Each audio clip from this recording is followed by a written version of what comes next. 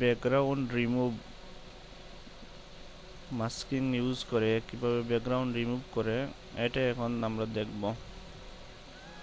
আমরা এখানে দেখেন, আমরা এখানে অবজেক্ট সিলেকশন টুল দ্বারা আগে সিলেক্ট করে নিলাম। আমরা সম্পূর্ণ পুরোটাকে সিলেক্ট করলাম।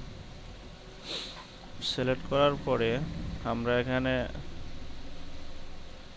লেয়ার প্যানেল খুঁজতে হবে। লেয়ার প্যানেলে গিয়ে আমরা মাস্কিংয়ে ক্লিক করলাম, ব্যাকগ্রাউন্ড রিমুভ হয়ে গেল। অতি সহজ।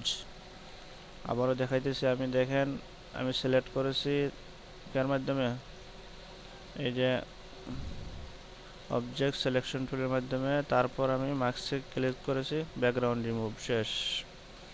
এখন আপনি অন্য একটা ব্যাকগ্রাউন্ড দিয়ে দেন। আমি নতুন লেয়ার নিয়েছি, আপনি কি করেন এটাকে কালার দিয়ে দেন। এখন আপনি অল্টার ব্যাকস্পেস ক্লিক করেন, এই লেয়ারটাকে উপরে নিয়ে আসেন। এই দেখেন কত সুন্দর ব্যাকগ্রাউন্ড রিমুভ হয়ে গেছে এবং ব্যাকগ্রাউন্ডের এটাকে আমি পরিবর্তন করতে পেরেছি। ধন্যবাদ, সবাই ভালো থাকুন।